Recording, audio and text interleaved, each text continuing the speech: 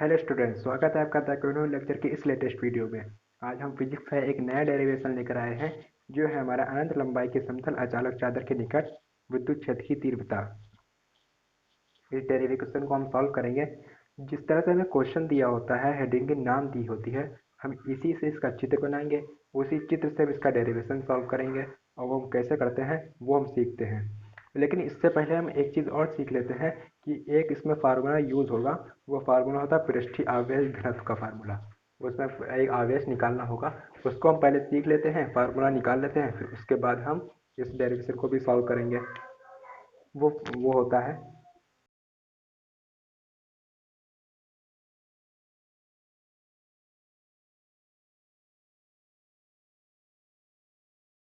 ये हम निकालेंगे पृष्ठीय आवेश घनत्व का फार्मूला। इसकी डिफिनेशन क्या होती है?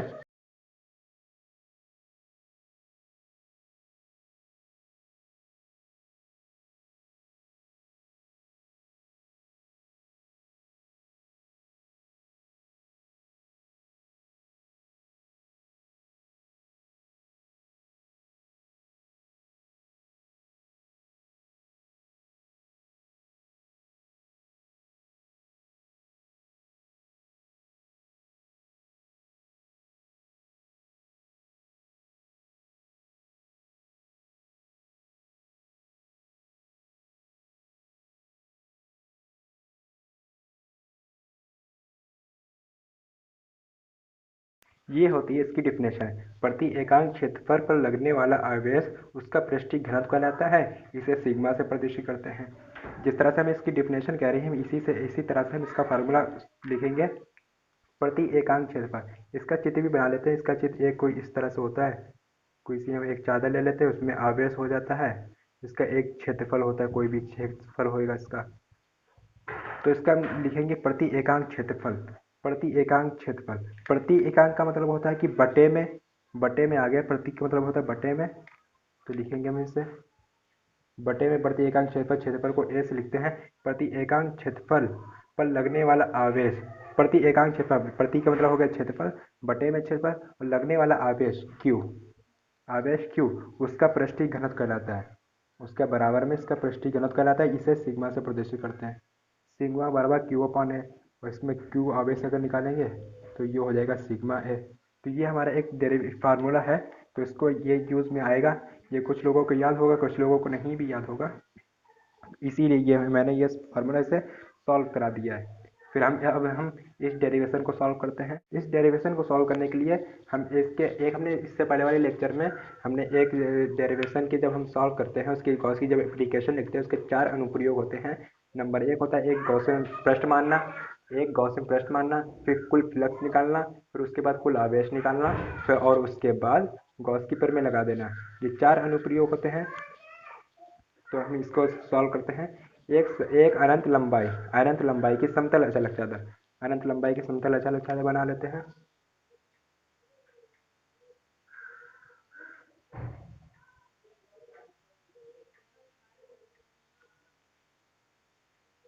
ये हमने अनंत एक चादर बना ली। ये हम मान लेते हैं कि अनंत लंबाई की है समतल अचालक चादर। अचालक चादर क्या होता है? जैसे कि कोई अगर हमारी चादर है, उसके अंदर आवेश हो, उसके अंदर आवेश हो, तो ये होती है हमारी अचालक। अगर कोई हमारी चादर हो, उसमें अगर बाहर आवेश दिखाई दे, बाहर आवेश हो, तो ये होती है हमारी चालक। बाहर आवेश है तो इसमें जो आवेश बाहर है तो ये चालक हो जाएगी। अंदर आवेश है, ये कुछ भी नहीं कर सकते, तो इसलिए ये अचालक चादर है। तो ये अचालक चादर कह रहा है, तो हम इस चादर के अंदर आवेश बनाएंगे।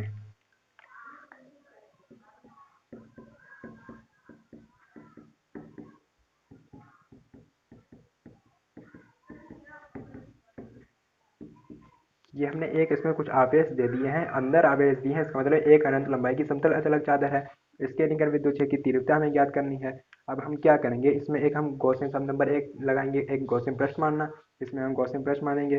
इससे पहले वाले लेक्चर में एक गॉसियन पृष्ठ बेलनाकार माना था, तो इसमें अभी हम बेलनाकार यानी सिलेंडर टाइप का गॉसियन पृष्ठ मानेंगे।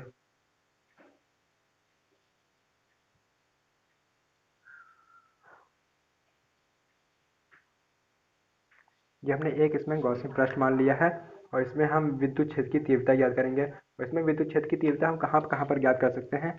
एक तो हम यहाँ पर ज्ञात कर सकते हैं, एक हम यहाँ पर ज्ञात कर सकते हैं, एक हम यहाँ पर ज्ञात कर सकते हैं। यानी हम इसमें एक यहाँ पर विद्युत क्षेत्र की तीव्रता ज्ञात कर सकते हैं, एक यहाँ पर ज्ञात कर सकते हैं, एक यहाँ पर ज्ञात कर सकते हैं। अब कुछ लोग सोच रहे होंगे कि यहाँ पर भी तो ज्ञात कर सकते हैं। वो क्या होता है कि कोई बेलनाकार ये हमारा एक वक्र होता है। अगर हमने यहाँ पर इसकी विद्युत फ्लक्स हमने ज्ञात कर लिया तो यहाँ पर भी वही विद्युत फ्लक्स होगा, वही विद्युत फ्लक्स यहाँ पर भी होगा, क्योंकि ये पूरा गोल होता है। और समतल ये हमारे दोनों समतल हैं, यहाँ पर एक अलग विद्युत फ्लक्स होगा, यहाँ पर भी अलग हो सकता है विद्युत फ्लक्स। इसलिए यहाँ पर ये एक दो तीन जगह पर हम ज्ञात करेंगे।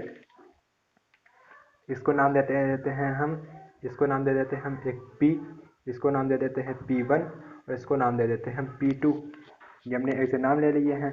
तो इसमें क्या होगा, इसकी विद्युत क्षेत्र की तीव्र दिशा प्लस से जाती है, तो ये हो जाएगी प्लस से जाते हुए इधर से। और इसका विद्युत क्षेत्र की दिशा हो गई इसका, लेकिन एरिया वेक्टर किधर होगा? एरिया वेक्टर किधर होगा वो हम देखेंगे इससे। अगर हम किसी इस साइड से अगर एरिया वेक्टर निकालते हैं तो इसका एरिया वेक्टर इस साइड में होगा, अगर इधर निकालते हैं तो इसका एरिया वेक्टर इधर होगा, अगर ऊपर को निकालते हैं एरिया वेक्टर तो इसका ऊपर होगा, और नीचे को निकालते हैं एरिया वेक्टर तो इसका एरिया वेक्टर नीचे की तरफ होगा। तो इसका एरिया वेक्टर भी इधर ही होगा। डी ए लिख रहे हैं क्योंकि हम छोटा अवयव क्या निकाल रहे हैं, इसके विद्युत क्षेत्र की दिशा इधर होगा, इसका एरिया वेक्टर इधर होगा, और इसके विद्युत क्षेत्र की दिशा इधर भी लिख सकते हैं, इधर भी लिख सकते हैं। हम इधर ज्ञात कर रहे हैं, ये विद्युत क्षेत्र की दिशा हम मान लेते हैं कि इधर है, और इसका एरिया वेक्टर ऊपर की तरफ होगा, डी ए वेक्टर। और यहाँ पर एक चीज़ और हमने नोटिस करी है, यहाँ पर ये हमारा 90 डिग्री का एंगल बन रहा है, यहाँ पर ये हमारा 90 डिग्री का एंगल बन रहा है। ये हमारा 90, यहाँ पर हमारे समांतर हैं, ये दोनों हमारे समांतर हैं। और एक चीज़ और है इसमें, यहाँ पर एक बिंदु है जो हमारा प्लस क्यू आवेश है, जो हमारा क्या है, जो हमारा एक प्लस क्यू आवेश है। और प्लस, और ये हमारे क्यू से और P1 की दूरी स्मॉल r दूरी है। क्यू से P1 की दूरी स्मॉल r है और क्यू से P2 की भी दूरी हमारी स्मॉल r है। इसमें ये हमारा एक चित्र पूरा कंप्लीट हो चुका है। ये हमारा, और एक चीज़ और है, इसका पूरी चादर है, इसका एरिया भी हमारा ए एरिया है। मान लेते हैं इसका एरिया तो मैं मालूम नहीं, इसका ए एरिया मान लेते हैं, कोई भी हमारा ए एरिया है। ये हमारा पूरा फिगर कंप्लीट हो चुका है। अब इसके बाद हम, इसकी बात आती है इसकी रचना लिखने पर। रचना, तो इसकी रचना कैसे लिखेंगे? रचना भी हम इसी चित्र से बना लेंगे कि माना अनंत लंबाई की एक समतल आचालक चादर है, उसके बाद जिसका क्षेत्र ए है, आवेश Q है, जिसका क्षेत्र ए है, आवेश Q है। इसका समतल आचालक चादर गॉसियन पृष्ठ खींचा जो कि हमें बेलनाकार प्राप्त होता है। इसका हमने एक गॉसियन पृष्ठ खींचा जो हमें बेलनाकार प्राप्त होता है। तब हम इसमें से किसी एक बिंदु पर विद्युत क्षेत्र की तीव्रता ज्ञात करेंगे। सबसे पहले हम P1 पर ज्ञात कर लेते हैं, तब हम P1 पर विद्युत क्षेत्र की तीव्रता।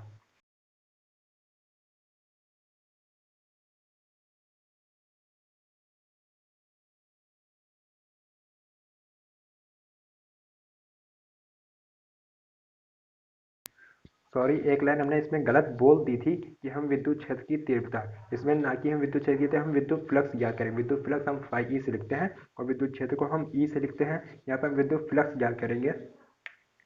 इसका फार्मूला क्या होता है, फाई ई बराबर E dot A, E dot A. अब इसमें से हम छोटे अवयव के लिए निकालेंगे। छोटे अवयव के लिए हो जाएगा डी फाई ए, और एरिया भी हमारा छोटा हो जाएगा डी ए, ये हमारा। और यहाँ पर क्या हो जाएगा, डी फाई ई, इधर क्या होगा, ई डॉट को हटाते हैं तो कॉस थीटा आ जाता है, ई डी ए कॉस थीटा। यहाँ पर चूँकि ई समांतर हमारे डी ए के, इसलिए थीटा बराबर 0। डी फाई ई बराबर E d A cos 0, d phi E बराबर ई कॉस 0 का मान होता है 1, कॉस 0 का मान होता है 1, तो ये हमारा बचेगा ई डी ए। और इसी प्रकार हम इसका अब छोटे अवयव के लिए निकाला तो इसका हम अब कुल फ्लक्स भी निकाल देते हैं।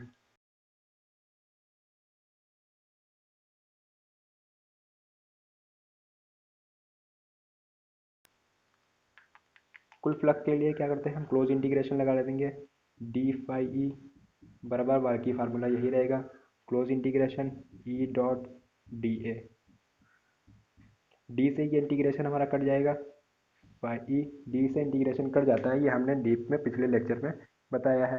और यहाँ पर क्या होगा, यहाँ पर भी डी से ये इंटीग्रेशन कट जाएगा, ई आएगा, डॉट को हटाएंगे कॉस आ जाएगा, डॉट को हटाएंगे कॉस थीटा आ जाएगा, और यहाँ पर आ जाएगा ई, यहाँ पर ए भी बचा है क्योंकि डी से इंटीग्रेशन कटा, ई डॉट को हटाया कॉस थीटा आ गया, फाई ई चूँकि हमारे ई समांतर हमारे डी ए के, इसलिए थीटा बराबर ज़ीरो, और कॉस ज़ीरो का मान 1 होता है, तो यहाँ पर आएगा फाई ई बराबर 1।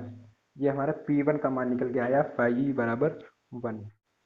तुम्हारा ये ई के लिए निकल के आया था फाई ई बराबर ई ए, 1 नहीं, 1 तो हमारा कॉस थीटा का मान था, फाई ई बराबर ई ए, ये हमारा P1 के लिए निकल के आया। अब हम P2 के लिए कुल फ्लक्स निकालेंगे, बिंदु P2 के लिए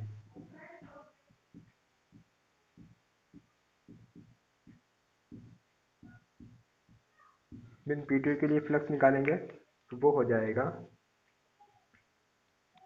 close integration D phi E बराबर close integration E dot D A, E dot D A, और यहाँ पर क्या होगा, डी से इंटीग्रेशन कट गया, फाई ई, यहाँ पर भी डी से इंटीग्रेशन कटा, ई आ गया, और डॉट को हटाएंगे, ई ए है या डॉट को हटा दिया तो कॉस थीटा आ गया, चूँकि ई समांतर हमारे डी ए के, ई समांतर हमारे डी ए के, इसलिए थीटा बराबर 0 हो जाएगा। और फाई ई लिखेंगे तो फाई, अगर कॉस ज़ीरो का कॉस थीटा की जगह 0 लिखेंगे, कॉस ज़ीरो का मान होता है 1, तो ये आ जाएगा फाई ई बराबर ई ए, ये हमारे पास आ गया। अब हम बिंदु पी पर भी निकालेंगे, क्योंकि P1 पर निकाल लिया, P2 पर निकाल लिया, अब हम P पर भी निकालेंगे, बिंदु P पर फ्लक्स।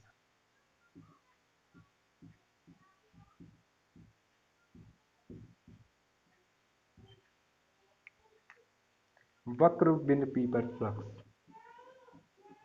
वक्र बिंदु P पर फ्लक्स,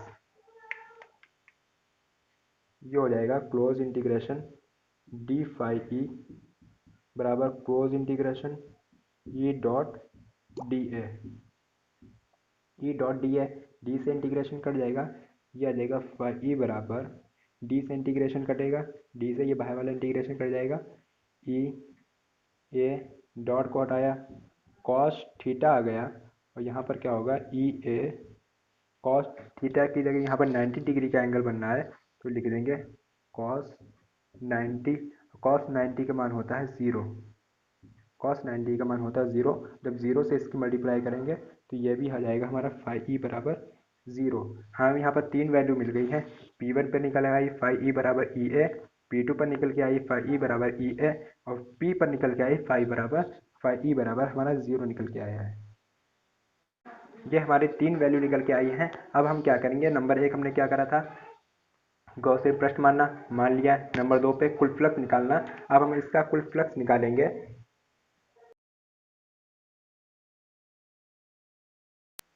कुल फ्लक्स हमारा क्या हो जाएगा, कुल फ्लक्स हो जाएगा हमारा फाई ई बराबर P1 plus P2 plus P, ये हमने 3 पे निकाला था, तो ये हो जाएगा फाई ई बराबर P1 की वैल्यू यहाँ से लिखेंगे, फाई ई हमारे निकल के आई थी ई ए, और P2 के वैल्यू हमारी निकल के आई थी ई ए, और हमारी P की वैल्यू निकल के आई थी 0, तो ये हो जाएगा फाई ई बराबर 2 ई ए, ये आया। और तीसरे नंबर पे हमारा अनुप्रयोग था कि कुल आवेश लगाना, कुल आवेश लगाना, तो लिखेंगे कुल आवेश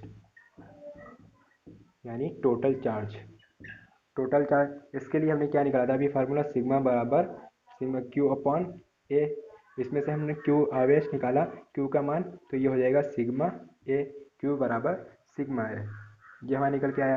अब चौथे नंबर का अनुप्रयोग क्या था हमारा, गॉस की पृष्ठ में लगा देना।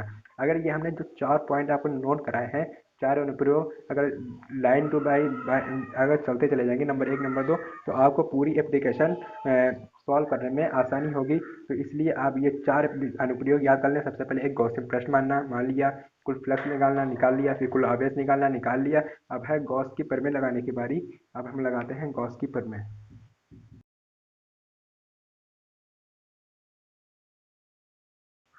गॉस की प्रमेय, जब हमने गॉस की प्रमेय सॉल्व करी थी, डेरिवेशन सॉल्व करा था, तो उसका फार्मूला क्या निकल के आया था? उसका फार्मूला निकला था फाई ई बराबर Q upon epsilon naught. Phi E बराबर क्यू अपॉन एप्सिलॉन। यहाँ से फाई ई का मान हम, ये हमारा है, ये हम फाई ई का मान रख देंगे 2 ई ए बराबर क्यू का मान हम यहाँ से लिख देंगे। क्यू बराबर आया हमारा phi sigma A epsilon naught. और यहाँ पर क्या होगा, ये हमारे ए से ये वाला ए हमारा कट जाएगा, इस वाले ए से ये वाला ये हमारा ए कट जाएगा। तो यहाँ पर आ जाएगा ई बराबर, ऊपर बचा हमारा सिग्मा, और नीचे हम 2 को नीचे मल्टीप्लाई कर देंगे, ये हो जाएगा 2 सिग्मा 2 एप्सिलॉन नॉट। ई बराबर सिग्मा अपॉन 2 एप्सिलॉन नॉट। ये हमारा प्रूफ हो जाएगा, ये हमारा डेरिवेशन प्रूफ। तो स्टूडेंट, इस वीडियो में बस इतना ही। फिर मिलते हैं नेक्स्ट वीडियो में। अगर आपने हमारे इससे पहले वाले लेक्चर वीडियो गॉस की एप्लीकेशंस नहीं देखी हैं, तो आप हमारे प्लेलिस्ट में जाकर फिजिक्स वाले प्लेलिस्ट में आप हमारी सारी वीडियो देख सकते हैं और वहाँ से भी पढ़ सकते हैं।